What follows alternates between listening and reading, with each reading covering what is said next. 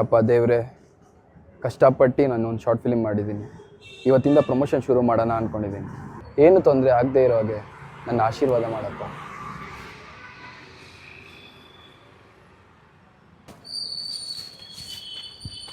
Sir short film release.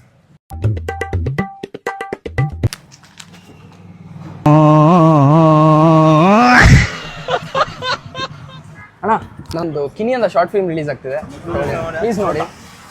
Sir tissue ಕೊಡಿ. Music.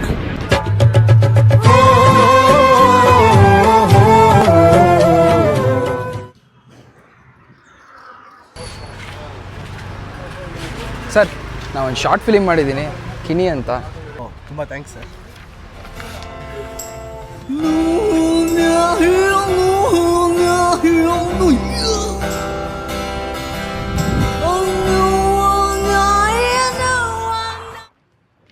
ದೇವ್ರೆ, ಆಶೀರ್ವಾದ ಮಾಡು ಅಂದರೆ ಈ ಥರ ಎಡ್ವರ್ಟ್ ಮಾಡ್ತಾ ಇದೆಯಲ್ಲ, ಹೊಟ್ಟೆ ಬೇರೆ ಸೀತದೆ.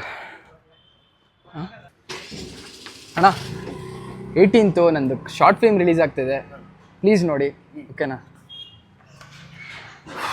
ಹೊಟ್ಟೆ ಬೇರೆ ಸೀತಾ ಇದೆಯಲ್ಲಪ್ಪ. ಅಣ್ಣ, ಒಂದು ಬನ್ ಕೊಡಿ.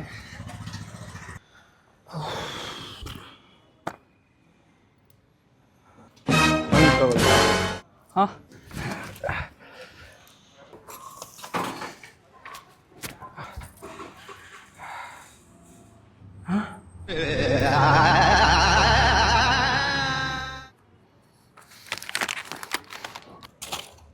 ಇದೀಗ ಬಂದ ಸುದ್ದಿ, ಬಿಗ್ ಬ್ರೇಕಿಂಗ್ ನ್ಯೂಸ್. ಇದು ನಂಬಲಾರದ ಘಟನೆ ನಡೆದೋಗಿದೆ.